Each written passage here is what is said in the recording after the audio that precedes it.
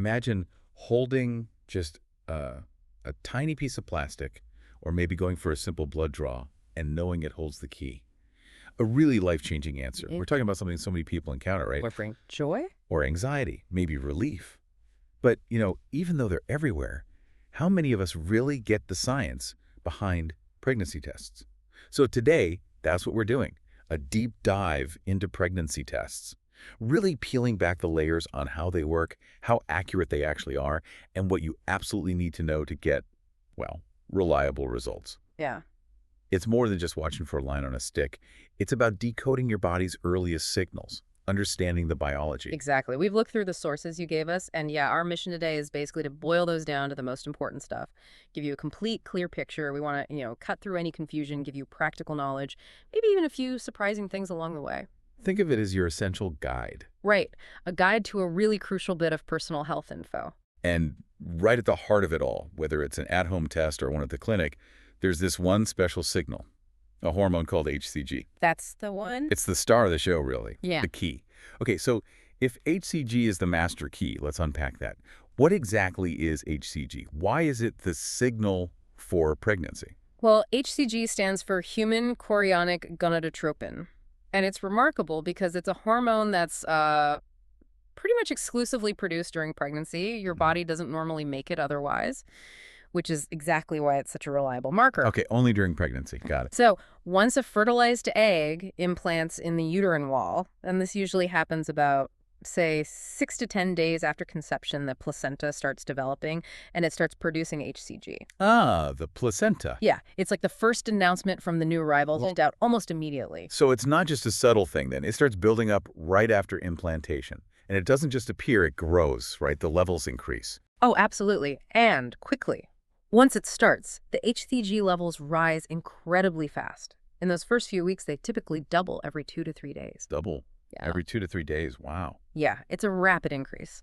And that doubling time isn't just, a biological detail. It's clinically significant. Doctors use it as a key early sign to monitor if a pregnancy is developing healthily, Okay. before you can even see a heartbeat sometimes. A slow rise, for instance, might flag potential issues like maybe an ectopic pregnancy or a very early loss. It gives a crucial diagnostic clue. That's fascinating. So the rate of increase tells its own story. Oh. Really shows how sophisticated our bodies are. Okay, Right. so we understand the signal, this HCG. Yeah. Now, how do we actually, detect it? Most of us know the at-home tests from the drugstore. Right. But what are the different methods? Yeah. And are they all equally good? Yeah. Not quite equal in what they tell you, but they all look for that same HCG signal. There are basically 2 main ways we test for it. First, you've got the urine tests. These are the ones you buy over the counter for home use. Sometimes doctors use them for a quick check, too. The common ones? Exactly.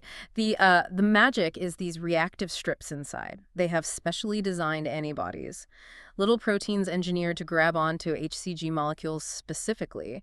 When HCG in your urine binds to these antibodies, it triggers a chemical reaction, and that's what makes the colored line or the plus sign or the digital pregnant message show up. Oh. And crucially, you always have to check that control window. If that line or symbol doesn't appear, the test didn't work right, the result's invalid. Right, that control line is vital. So it's basically clever chemistry on a stick. Pretty much. Yeah. And when you use them correctly, these at-home urine tests are remarkably accurate, around 99% actually, which is basically the same as the urine tests done in a doctor's office. 99%. That's pretty impressive for something you do at home. It is. And the advantages are obvious. They're cheap, super easy to use, and you get results fast, usually within about 3 minutes. But one key thing, read the results within the time frame the instructions give you, usually around 10 minutes max. Why is that? To avoid something called an evaporation line.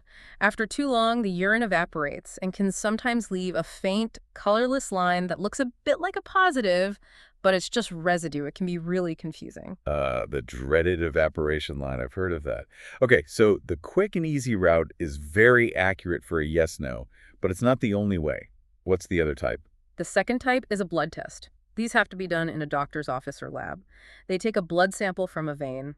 Now, what's interesting here is they're usually a bit more sensitive and definitely more specific. More sensitive, meaning they can pick it up earlier. Potentially, yes. Blood tests can often detect very small amounts of HCG, sometimes even earlier than urine tests, maybe within 7 to 10 days after conception. Okay, a slightly earlier detection window. And you said more specific. Does that mean it tells you more than just yes or no? Exactly right. Specificity here means blood tests are quantitative.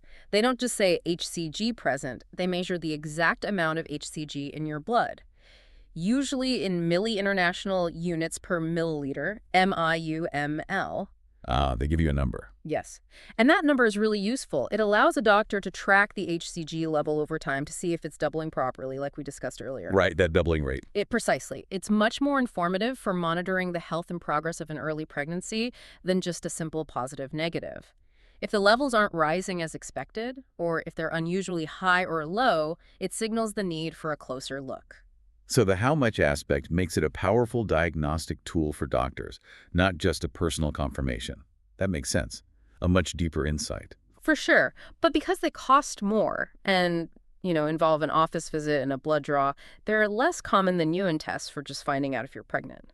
They're usually reserved for specific situations like fertility treatments, or if there's a concern about the pregnancy needing closer monitoring, or just confirming things are progressing well early on. And the results take longer too, right? Yeah, they can take a bit longer, anywhere from a few hours to maybe a day or two, depending on the lab. Okay, so home tests. Convenient, highly accurate for presence. Blood tests. More sensitive, give you the exact number, crucial for medical monitoring. Different tools for different needs. Now, if someone is thinking about taking a test, you hear a lot about timing. When is the absolute best time to test to get that accurate answer? That's such a critical question. Timing really can make all the difference. So while some really sensitive home tests claim they can detect pregnancy as early as, say, 10 days after conception, and blood tests maybe even a bit sooner, for the most accurate result, the advice is pretty clear. It's best to wait until after you've missed your period. After the missed period. Yes, that's usually around 14 days, 2 weeks after conception. Okay, so patience is key. Even though that wait can feel like forever when you want to know, waiting avoids confusion, I guess. Definitely. Because testing too early is, hands down, the #1 reason for getting a false negative result. Even if you actually are pregnant. Exactly. Your HCG levels just haven't had enough time to build up to a level the test can detect yet. So if you test early, get a negative, but your period still doesn't show up, wait a few days and test again. That's always a good plan. Right. Retesting makes sense. Now, if the day you test is important, does the time of day matter too?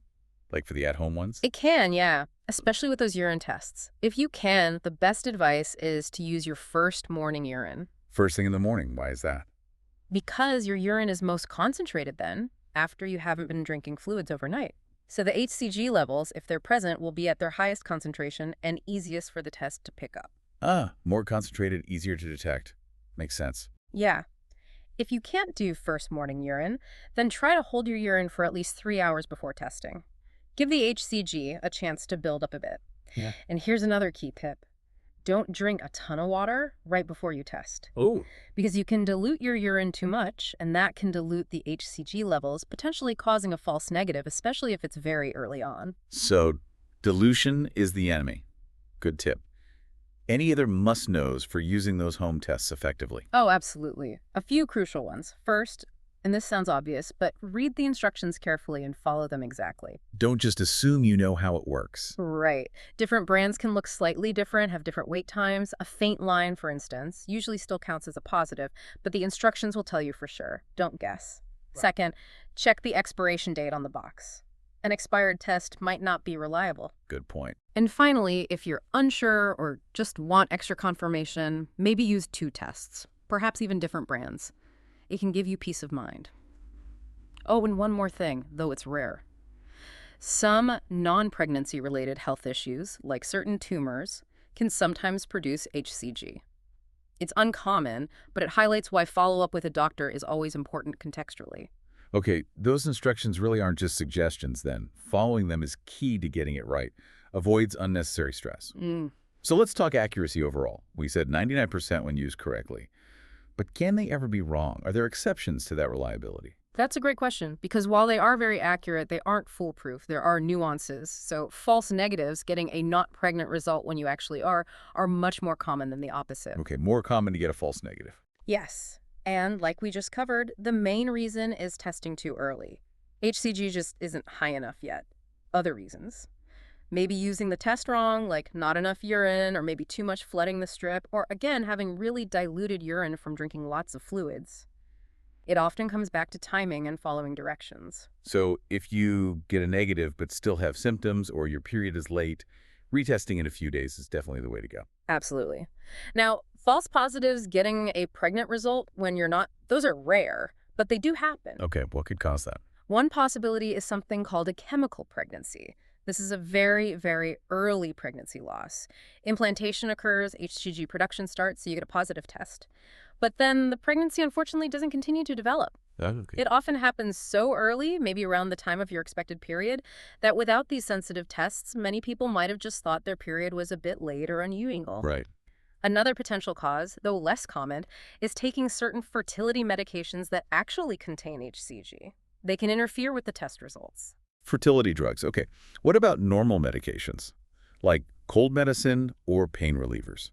Good question. No, most common medications, antibiotics, pain relievers like ibuprofen or acetaminophen, allergy meds, even alcohol, they generally do not affect the results of standard pregnancy tests. That's really important to clarify. People worry about that. Now, what about, this is critical, an ectopic pregnancy, where the pregnancy implants outside the uterus?